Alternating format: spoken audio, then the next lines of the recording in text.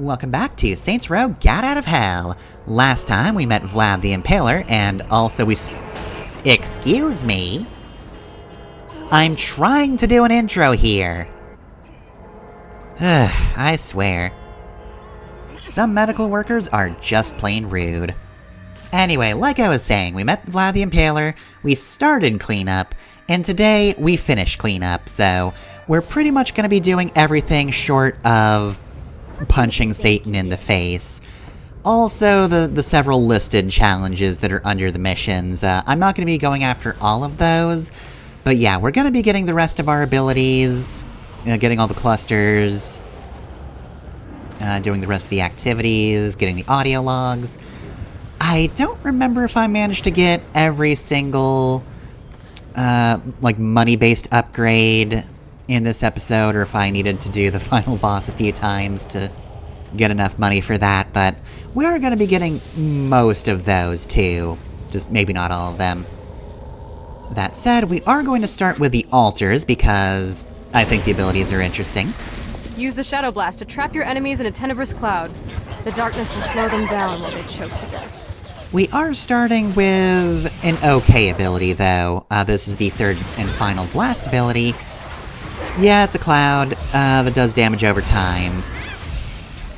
But honestly, I think I kind of prefer the petrification blast instead. I don't know.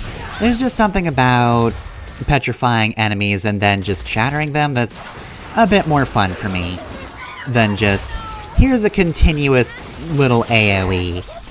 That being said though, if you ever feel that a particular ability is a little underwhelming, do remember that there are upgrades in the menu. That's what you spend the clusters for.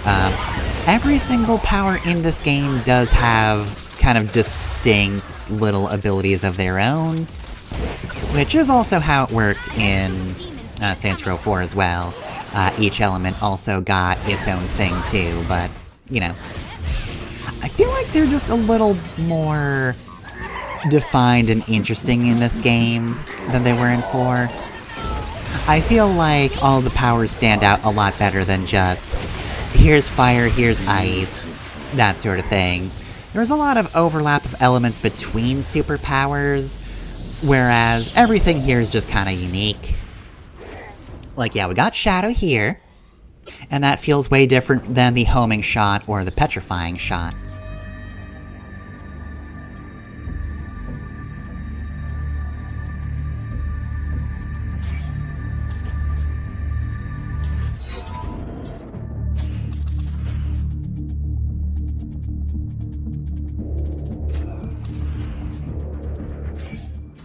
Our next ability is one of these summons, which I believe this is my favorite summon. You didn't think imps were the only members of my crew, did you?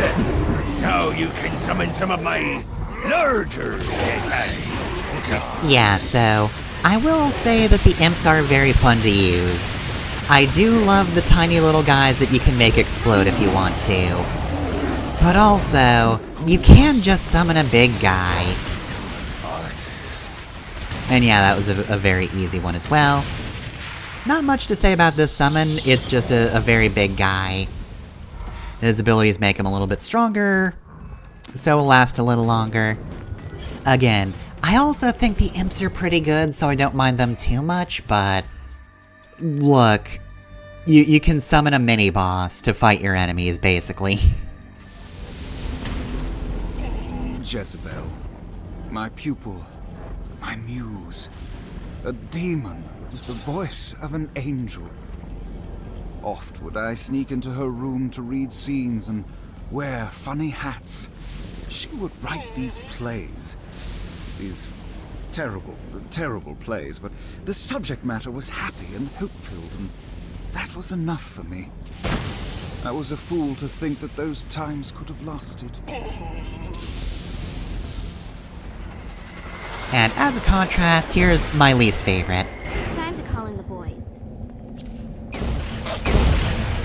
Sometimes you don't need blind faith. You need firepower. That's where the tower comes in. It can move, but boy, can it blow things to hell. Yeah, so when I say least favorite, I mean both in terms of summons, and also, it's kinda just my least favorite power in the game. It's okay. It's another one where you're definitely gonna want the upgrades to make it useful, just to give it more firepower, but yeah, you just kind of pretend you're in a tower defense game and place down a big tower that shoots at people. Maybe it's because it's not as loud as the horrible little imps that just run around screaming, or the very large man, but I don't know, I'm just not particularly impressed with it. I don't even think I particularly used it in its own introduction.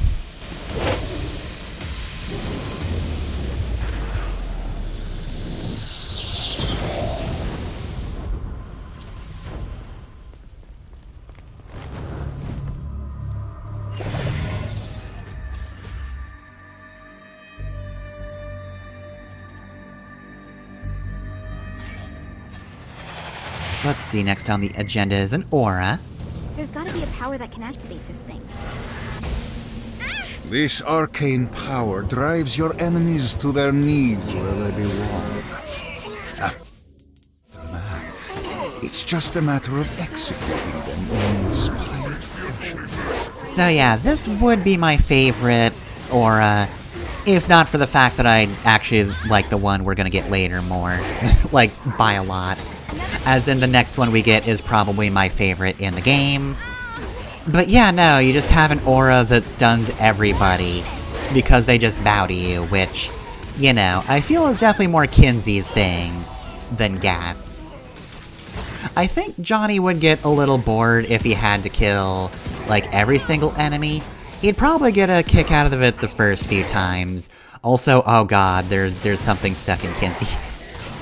This has happened a few times in the game, and I don't know if I've really pointed it out or how often it's actually been in the footage, but yeah, some of the guys can just stick bolts in you, which looks very uncomfortable.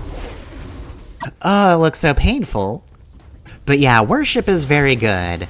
Definitely up there as one of my favorite abilities.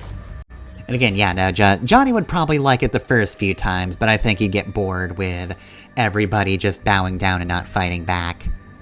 Kinsey, on the other hand, this absolutely seems like her thing. There's gotta be a power that can activate. Oh, and if I could stop exploding, that looks like another aura. Activate this thing.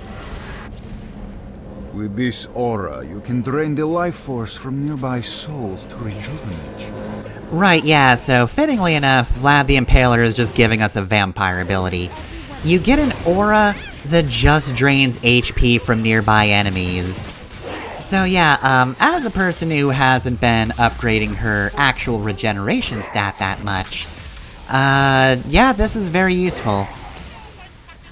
Now I can just survive longer if I just throw this aura up.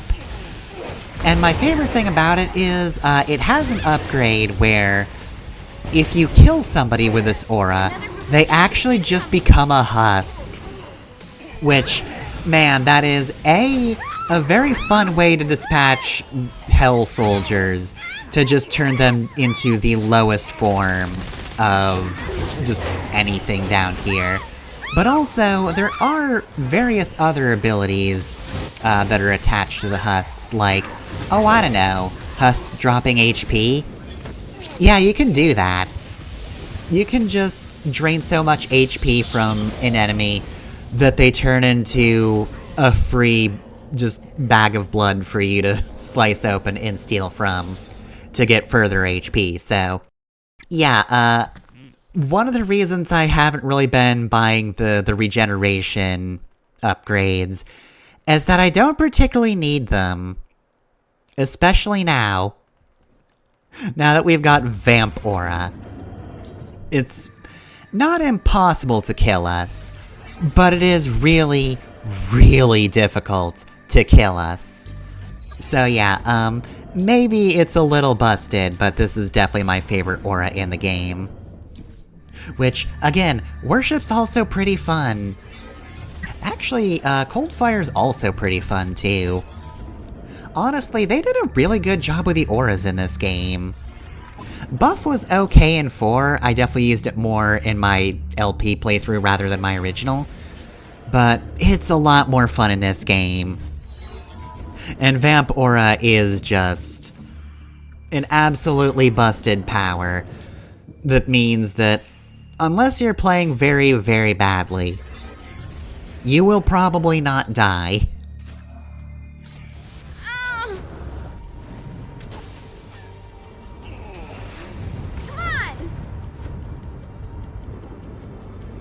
What did I do to you?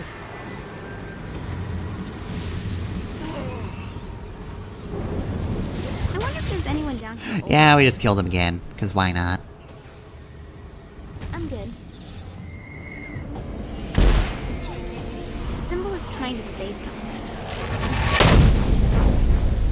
In which our heroes are didactically informed that the vacuum stomp draws enemy towards you in a fight. Yeah, so we've already run into my favorite stomp in the game. Yeah, remember how I was mentioning that there's a power that does help you collect things? This is it. Vacuum Stomp just draws everything in. I believe you do need an upgrade for it to draw in money, but yeah, with this ability, we will just be able to collect all of the cash that we've been missing on the ground. So yeah, this plus Diamond Sting is just ludicrous for getting money. Not only do you get a lot of money, but you can actually pick it up without it being tedious too. Plus it does horrible things to the enemy, and that I just find very funny. You don't need an upgrade to bring a bunch of demons into Singularity, and I think that's neat.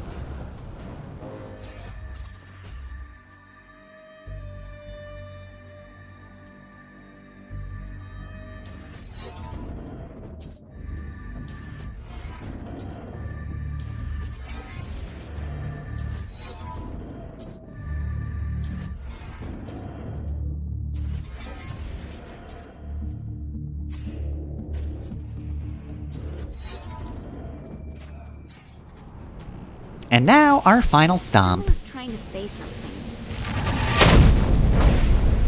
The search was long, but in time our heroes discovered the ability to bathe their enemies in the holy light of the Lord. I think this is just an ability that does a lot of damage. Look, I'm gonna level with you. I've mostly been using Vacuum Stomp. This is fine. I think this is another power that makes a terrible first impression because it's just... What if you did damage with a stomp? What do you mean you've already been doing damage with every other stomp? Like, yeah, no, that looks bad. that just doesn't look like it does much of anything, but... Yeah, it's one of those where you really kind of need the upgrades for it to actually do anything.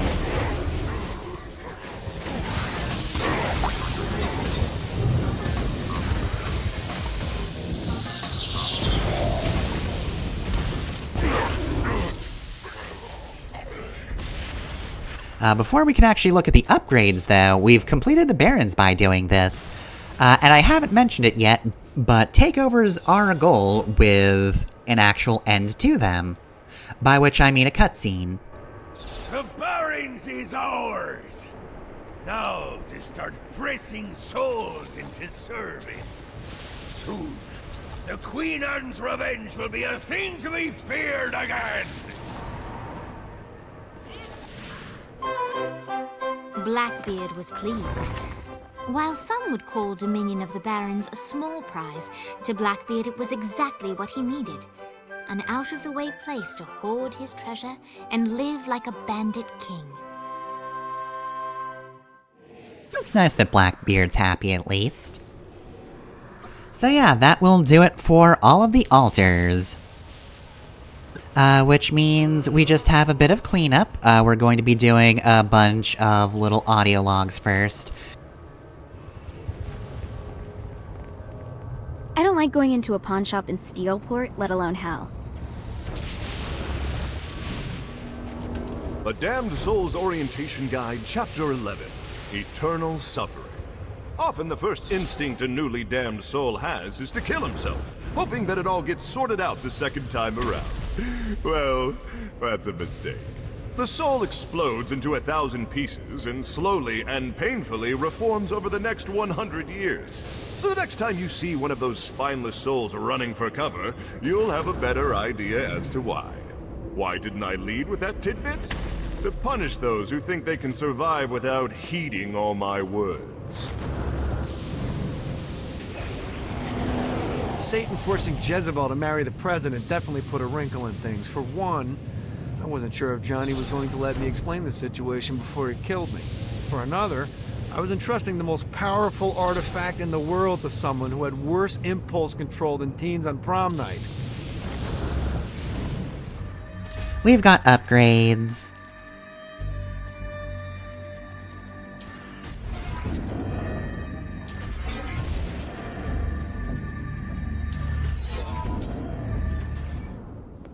We've got Dane's plans for the future. One of these days I'm gonna get Blackbeard off that boat and onto the fucking squash court.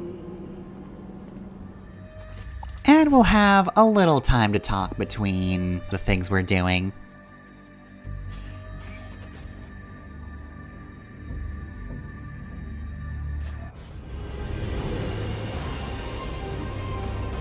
Oh, Ozymandias, you scamp.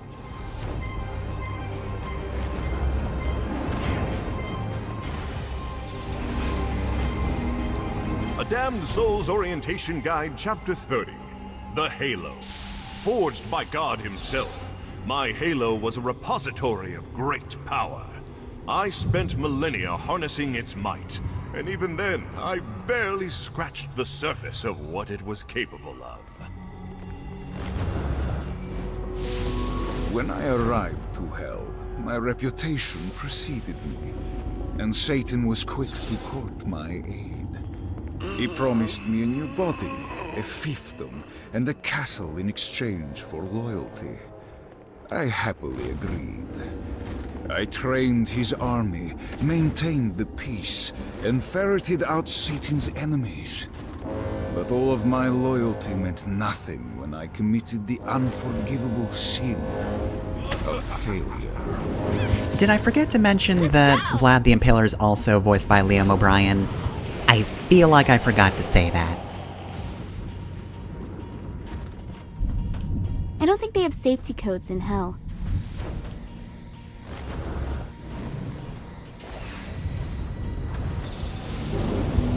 A Damned Soul's Orientation Guide, Chapter 22. The Spires. Our aerial defenses are a precious commodity, and are only to be deployed upon angelic threat. I led Hell's army in the last war. I warned Satan that we didn't have the forces for a prolonged conflict, but Satan demanded action. Ever the soldier, I obeyed. But despite my best efforts, the angelic host decimated my forces, just as I said they would. Satan was outraged and blamed me for his poor judgment, and sentenced me to eternal torture. A Damned Soul's Orientation Guide, Chapter 5. On Hoarding Sins. Some of the more frugal of the damned take all their worldly possessions with them when they travel, fearful of leaving things behind where they can be taken. Naturally, I've made it incredibly easy for you to spot those individuals, so you may mug them and capture the sins for yourself.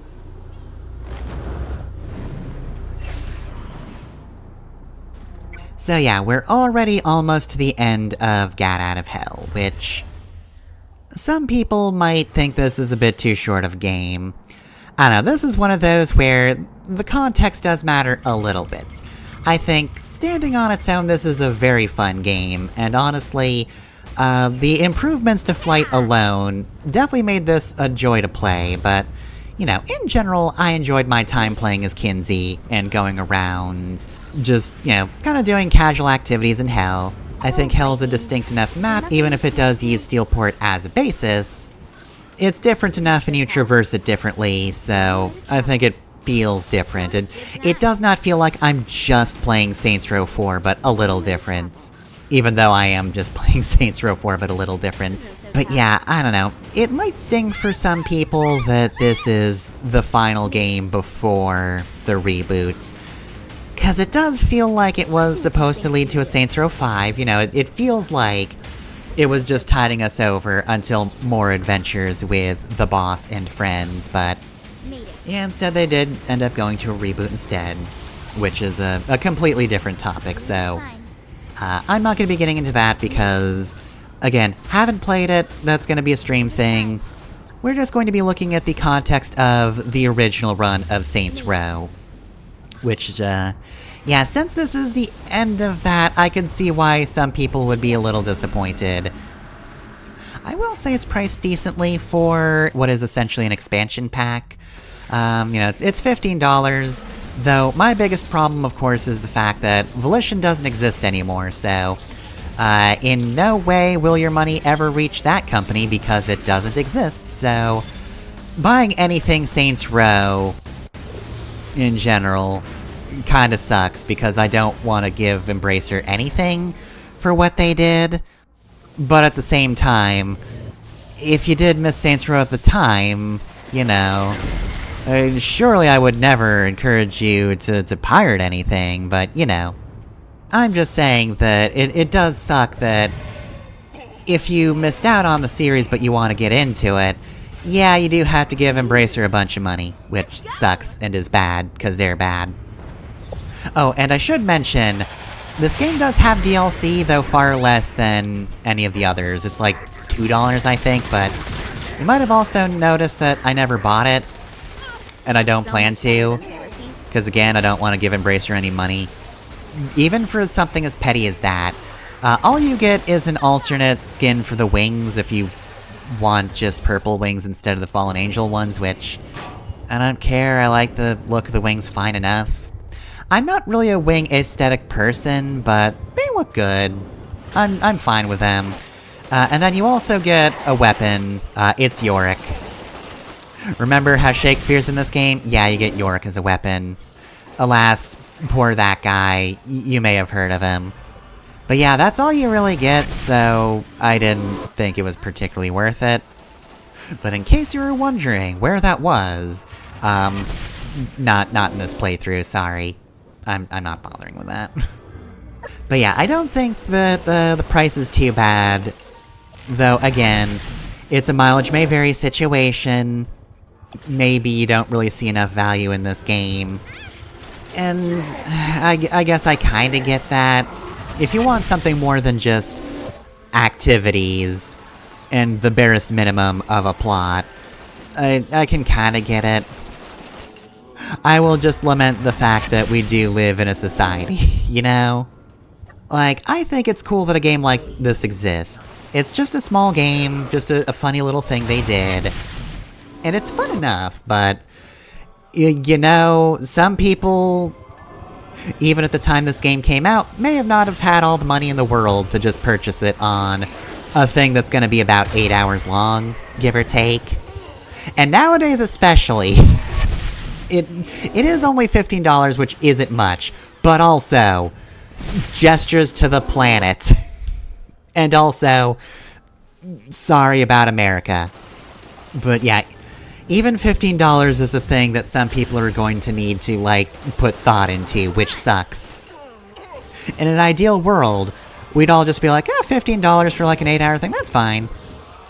I do think there is a bit too much emphasis placed on number of hours you play in something versus how much you paid for it. But also, very few people are made of money, so like, I can't argue if it's somebody who actually has to weigh how much they're paying for things. But yeah, like I said, context matters, and this game did wind up in a real awkward spot of just... It came out a few years after Saints Row 4, so it might have felt a little too similar to that at the time, and then we got nothing until we got the reboot, so... It was between two very different things, so... It's a bridge between them, but it's kind of an awkward bridge because of it, you know? So yeah, it's a game that I understand if it rubs people the wrong way. I get it. and I enjoyed my time with it. But also, there is a reason I abbreviated this playthrough. And again, it's because I used most of my reminiscing on Saints Row 4, but yeah, it definitely felt like there was a lot more to talk about there. Whereas this one is just activities. I did briefly consider streaming this instead of LPing it, but then I thought, nah. I did the rest of the games as an LP. I'll do this as an LP as well. And then yeah, I just eventually decided on, we're just doing a whirlwind tour of Gat Out of Hell. Again, enjoyable game. I liked my time with it. It is a little bare bones, and I feel like it has some unfortunate circumstances surrounding it that can't really be avoided. I guess I'm doing kind of my credits talk before the actual credits, but I don't know. I feel like an important topic of Gat Out of Hell is Gat Out of Hell is a little unfortunate in spots, even if it is very fun. Anyway though, here's a lot more audio logs, and also the end of Takeover cutscenes. A Damned Souls Orientation Guide, Chapter 21. Transportation. The price of vehicles in Hell often bar all but the most enterprising souls to acquire.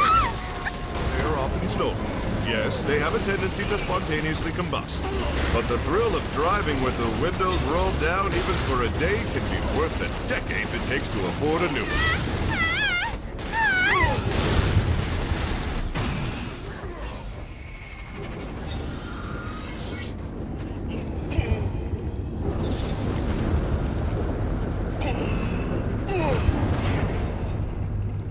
The slums are again mine to command. In time, all of Hell will know that I am not a man to be trifled with. But more importantly, I will not forget the part you played in this. I will scour Hell for your enemies, and they will writhe. Vlad was Dane's favorite type of business partner, a perfect mix of ruthlessness and integrity. In exchange for his help against Satan, Dane vowed to keep Ultor interests out of the shantytown, save for the occasional ad buys, naturally.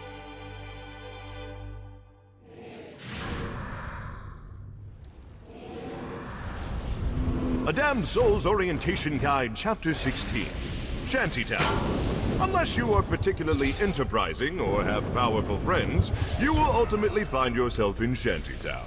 It's crowded, oppressive, and your neighbors will likely try to murder you to steal whatever paltry wealth you've amassed. Enjoy your eternity.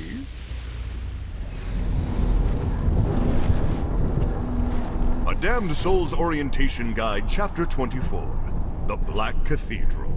When I was first cast into perdition, my father built this chapel as an opportunity for me to repent. I leave it standing to remind him that I defy him not out of anger, but out of will. I will never bow to God again. Oh look, a satanic cathedral. Nothing creepy about that.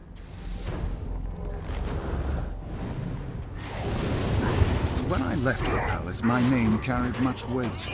But I knew it wouldn't be for long if I didn't keep myself relevant. I spread rumors that the reason I was cast out by Satan was that my ambition rivaled his own.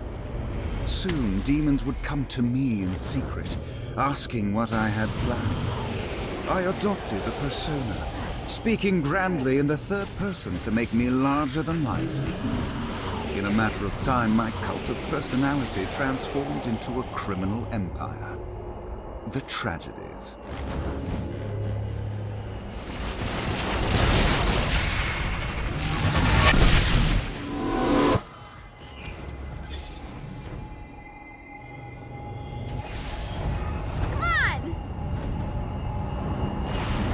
With the entertainment district secure, Shakespeare's heart filled with joy, and his mind raced with ideas of the stories he could now tell.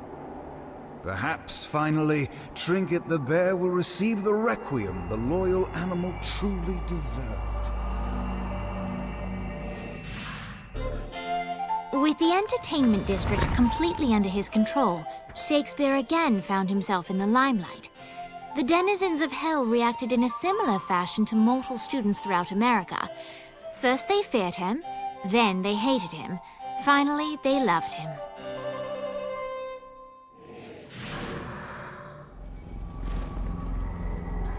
Oh, single entendres. What would we do without you?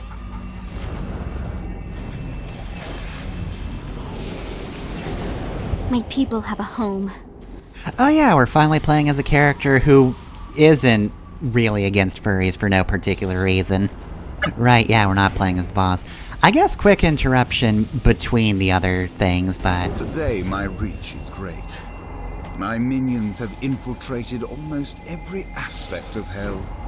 The army, the brothels, even Dane's so-called secret Tacos Marlos branches. No secrets are hidden from me. Your lover, your father, your brother-in-arms. Anyone could be working for me. I guess while we're in between audio logs, though, I will briefly touch upon, like... I can at least understand why this might be a less good spin-off or side game in its series, or, you know, less favored. Dane wants to run an industrial park, he can be my guest. Because, like, Saints Row still has one of my favorite character creators in a video game. It's definitely one of them that's up there. So, I can understand people not liking a game where you don't play as the boss. Because I remember reading, like, the reception to the Elder Scrolls spin-offs weren't very well received when you know, played as other characters who weren't just the really boring character that you get to make. And that one just confuses me, because it's like, wait, don't people like Elder Scrolls for the story somehow? So why would they dislike a story just because, you know, it takes place slightly out of the view of some chosen one character? That is a big arch, which really doesn't impress me too much, considering I'm surrounded by floating buildings and lava. Who you don't even get to see half the time, because those games are in first person. Even when they can be in third person, you're going to play them in first person. So, like, yeah, I don't get why those would be disliked. Anyway, yeah, that's just a minor point. I might be ending this episode off on that and then just going back to the audio logs. That might be the final point I make before the final episode. I don't know. But yeah, I just had to bring that up because I remember reading about the spin-offs and being like, wait, why does anybody care about that? Why is that poorly received? It's the Elder Scrolls, why would you care? But yeah, no, if somebody would prefer to play as the boss, I get it. If somebody prefers to play as the boss, or whatever silly creation they make, that's also one of the draws. The character creator in general, but also the goofy stuff that you can put into otherwise normal cutscenes. Normal-ish cutscenes. Okay, Saints Row 3 and 4 might have skewed my definition of normal, but nonetheless, you get my points. A Damned Souls Orientation Guide, Chapter 35. The Grunts. Proof that upward mobility exists. The souls selected to be grunts of my army enjoy delights husks could only dream of. The air actually feels dirtier the higher you get. Evil politicians. It's like a slice of home.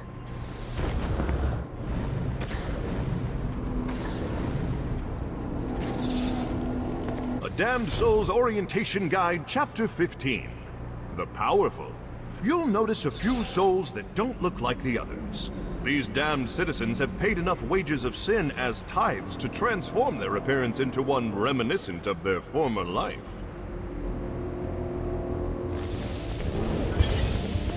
Bet you wish you never stole the boss. You're smart. Die, bitch. I would never pay someone to help me with revenge. I would do it all by myself. These floating platforms are incredible. I wonder how they work.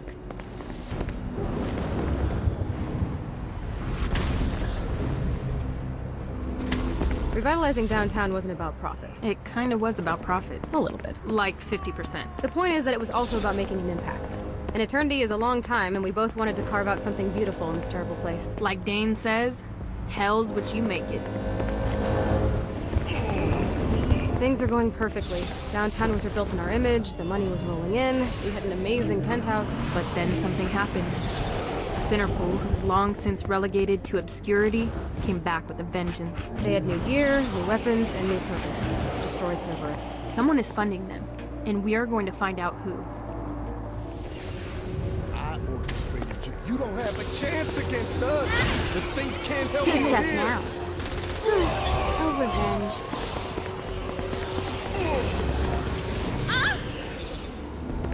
A Damned Souls Orientation Guide, Chapter 19. Downtown. The De Winter sisters have revitalized downtown to make it the destination for high-end debauchery.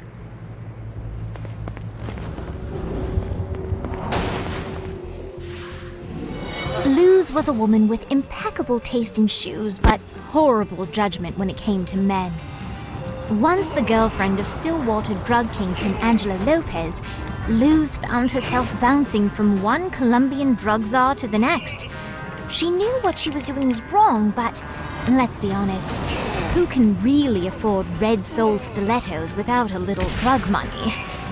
But here in the fiery pit, with her possessions stripped bare, she had time to reflect on her past choices and realize her mistakes. Legal Lee saw a penitent woman and was compelled to help her.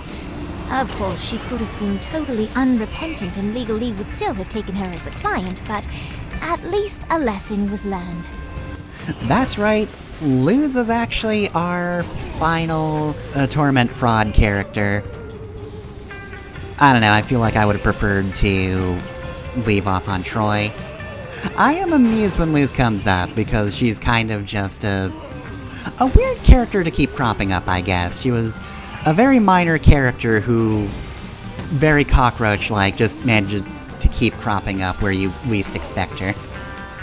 Nobody expected her to be in Saints Row 2, probably. And I didn't exactly expect to see her in Hell, either. Back downtown. Viola's paranoid about another coup coming, but I'm planning on having some champagne with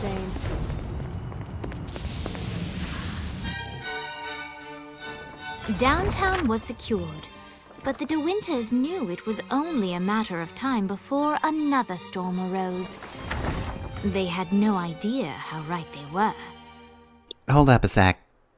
We have dead villain team up, and that hasn't come up at all until now? I wonder if that's something they planned on being more prominent in the story, but then they were just like, yeah, we don't have time. we don't have time or budget to give each location its own distinct villain. You're only fighting Satan, that's it. That's all we got. Sorry. This is becoming a habit. We can only allude to the League of Injustice. Saints Row Edition.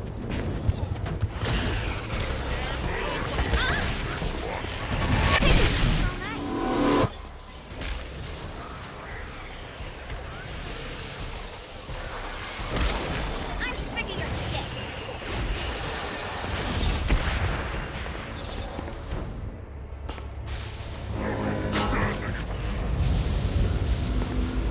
A Damned Souls Orientation Guide, Chapter 7. The Day to Day. Every day will be terrible.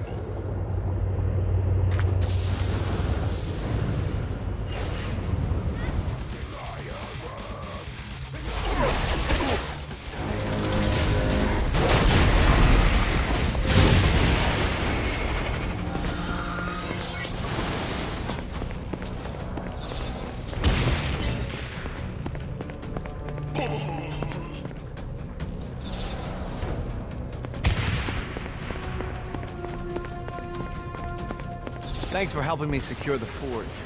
If you're still in Hell next fiscal year, I'll give you a nice bonus.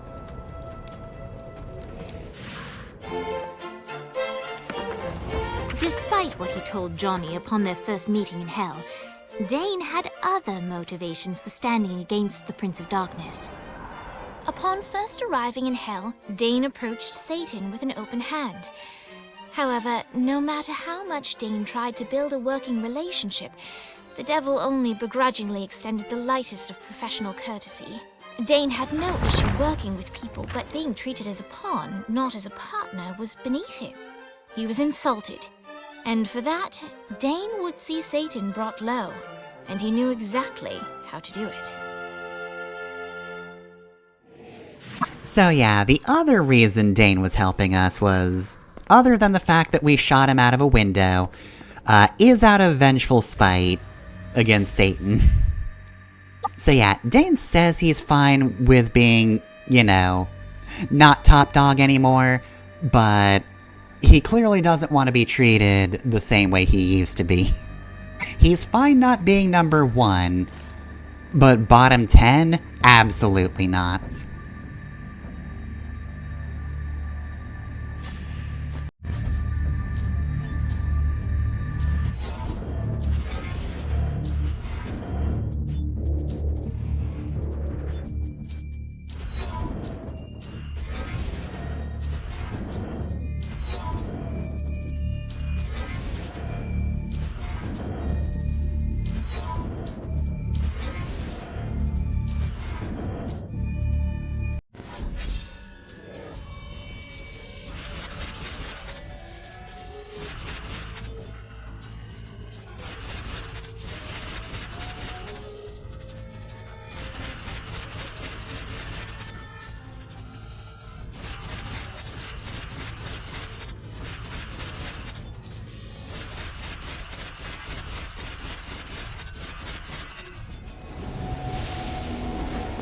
Damned Souls Orientation Guide, Chapter 40.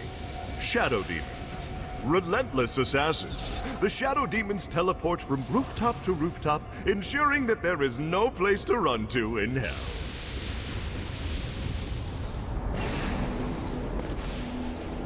A Damned Souls Orientation Guide, Chapter 20. The Flotsam of Hell. Newer souls often marvel at the floating islands that surround Hades. The reality is that those islands are not rock at all, but fossilized remains of the beasts of Babylon. Winged creatures that once served me, but in their hubris dared to believe they could overthrow me. As punishment for their mutiny, I encased them in stone where they flew. To this day, their blood still rains down, burning the pitiful souls that walk below.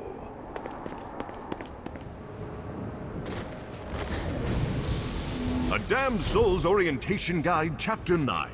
The Coming War. The time is coming when the heavenly host and the demonic horde will have their final battle. And while I will personally deal with my father, hell needs a general that will lead us to victory. Vlad was found wanting. I have my sights on another. This is traffic in hell? Someone's never been to DC.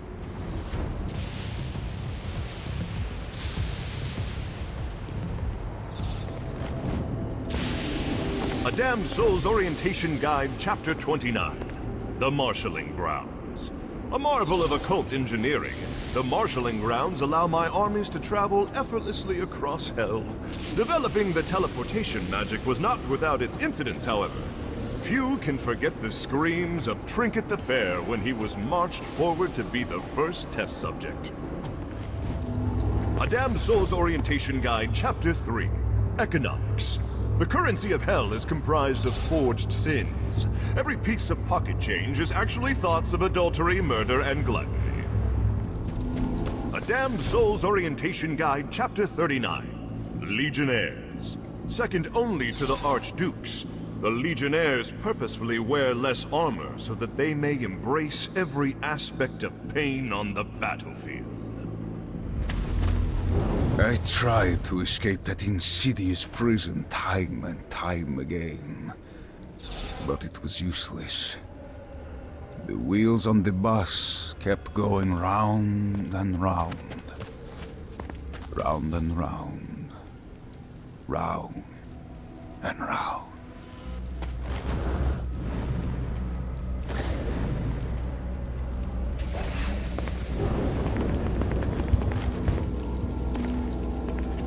Returning home was not the experience I had hoped it to be.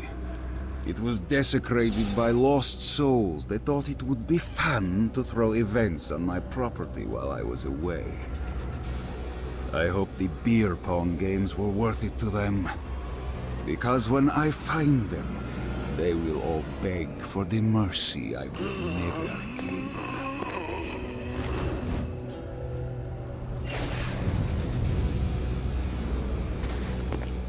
Just think, this castle was probably built to defend against the forces of heaven. Pretty awesome.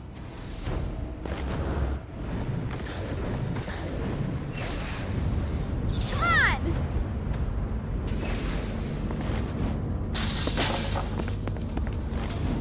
A Damned Soul's Orientation Guide, Chapter 28. First Aid. Periodically, you may get injured and seek first aid. You may find this to be problematic, as ambulances in hell get paid a premium to run over people instead of helping. I was really hoping an ambulance would spawn exactly then.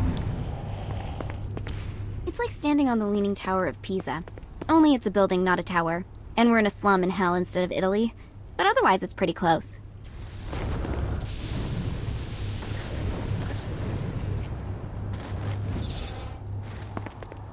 If things go bad at the Ultor building, this is where I build my new sanctum.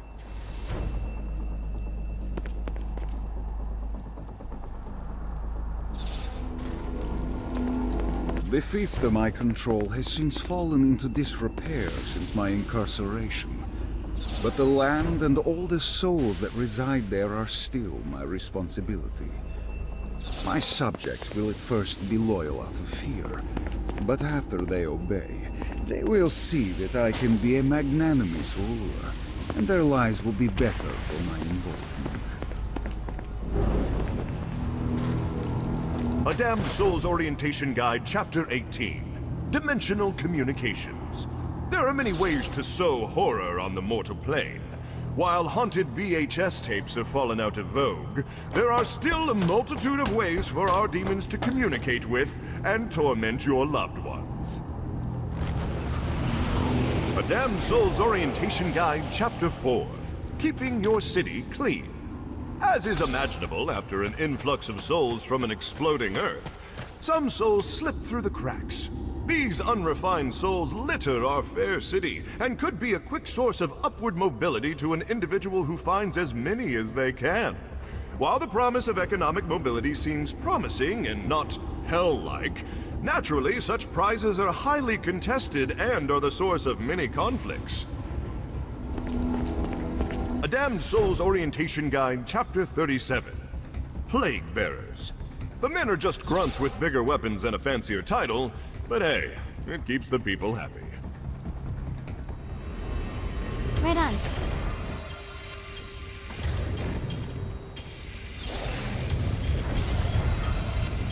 I'm done. Now I need to find something else to neurotically collect.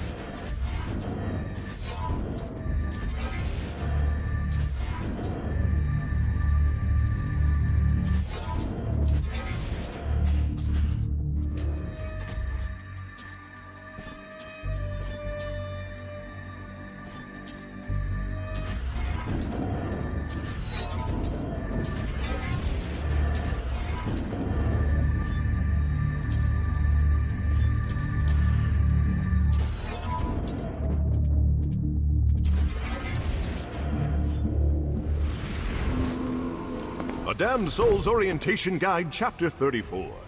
The River Styx. The River Styx surrounds New Hades, providing warmth and light. I recommend every soul to go for a swim in the river at least once. It's quite the experience. I wonder how long it took to build this thing.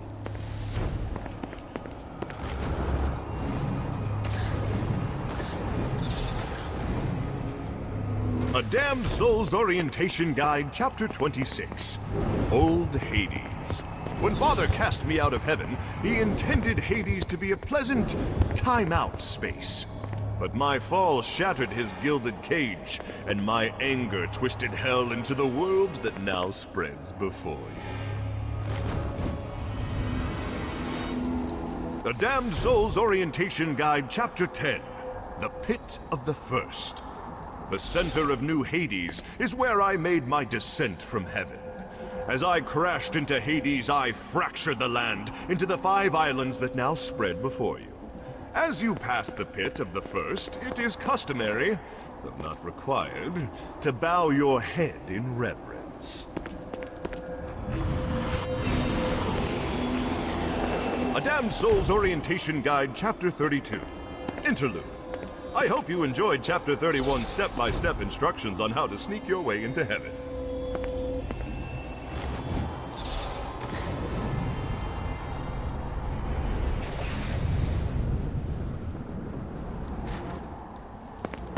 The boss has to be in here somewhere. Alright, and with that, we're now done with Kinsey. So it's time for the first time in a few hours to play as Johnny.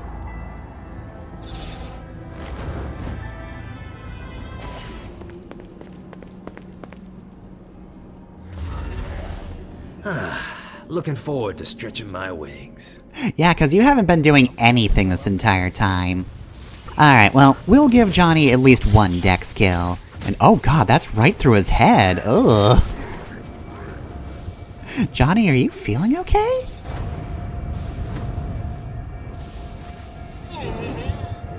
Oh, gas prices aren't half bad. But anyway, yeah, it's time for GAT commentary. A gravel pit? A fucking gravel pit?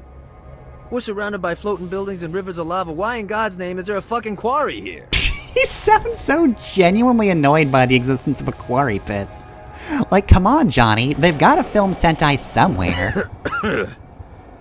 Bad place to take in the view. Pawn shop in hell. I'll take my chances making a deal with Dane.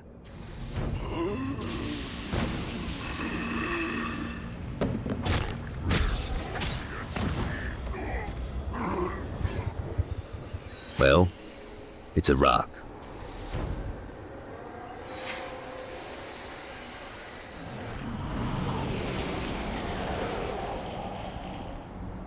Hell of a drop. Would love to take Dex up here.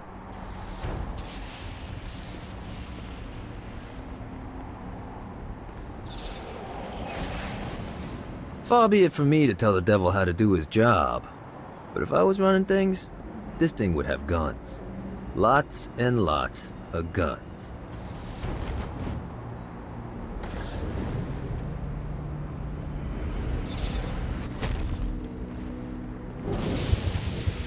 I'm coming for you.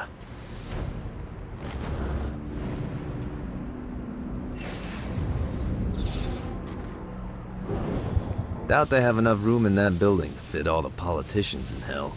Yeah, they're gonna have to have a second hell for that, unfortunately. I'll take this over the 405 any day.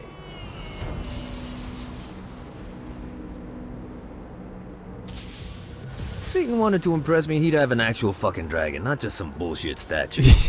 In his defense, I think those are bones. But yeah, no living dragon's kinda lame. I don't want to know what they do to the people locked up in there.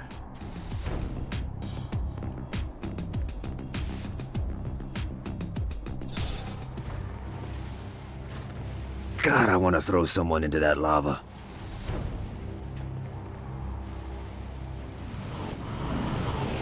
Defensible? Good visibility? I could have some fun here.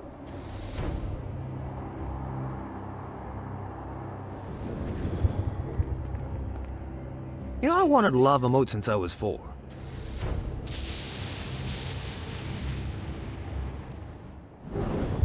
I could put together a hell of a curriculum down here.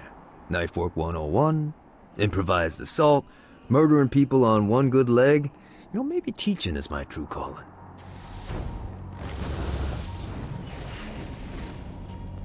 Now, looks like someone got to this building before I did.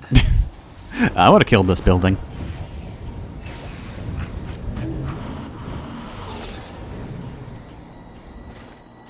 Reminds me of Saints Row.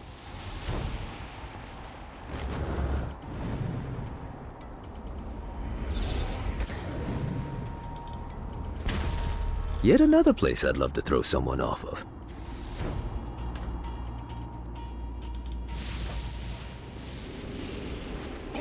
Stay classy, hell.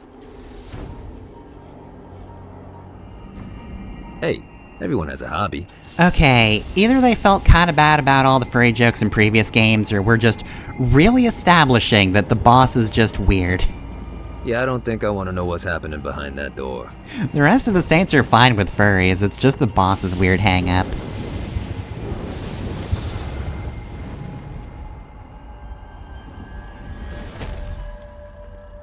Hey, baby, you looking for a bad time? Yeah, no. So yeah, I find it interesting that Gat turns down the back alley offer, which in hell is probably a better idea, but you know. A silver bullet. That's the only strip club worth going to. I do find it interesting, though, that, like, yeah, no, Johnny is more likely to turn that kind of thing down, being the guy who did have someone he loved and lost. Why would they call it a snowball's chance? There's no snow in hell. You know, someone should fire their marketing guy. Extremely. Why did they call it that? Are they stupid? Energy.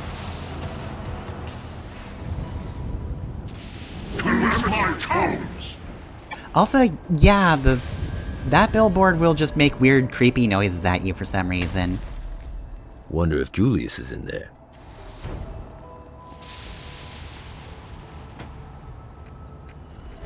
Where's my statue? I kill more guys than this chump.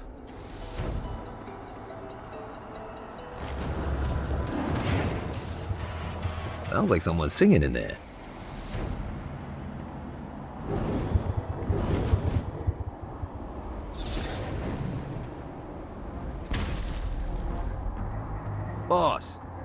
Boss, you in there? I mean, we've been everywhere else in hell, so, hopefully they are in there, or we're gonna be disappointed next time. 'Cause, yeah, we have found everything we can find in hell. We've done everything but the challenges, so with that, we are just about done with the game.